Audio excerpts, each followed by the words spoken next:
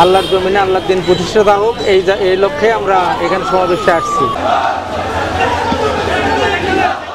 বাংলার জমিনে কোরআনের আইন চালু হোক, সৎ লোকের শাসন হোক, তাহলে জুলুম, নির্যাতন, অত্যাচার কোনো কিছু থাকবে না।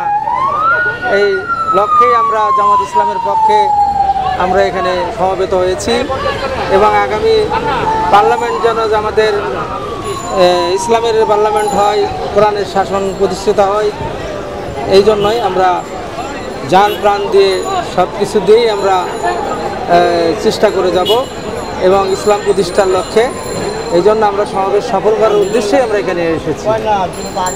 বিগত 17 বছরে আমরা কোনো জামাতের কোনো কথাই বলতে পারিনি। জুলুম, নির্যাতন, জেল, জরিমানা অনেক কিছু হয়েছে। আমরা আমাদের রাস্তায় বাড়াতে দেয়নি, রাস্তায় বাড়ালে আমাদের উপর নির্যাতন করা হয়েছে। ধরে নিয়ে যে জেলখানার ভিতরে ঢোকানো হয়েছে, দীর্ঘদিন জেল খাটছে।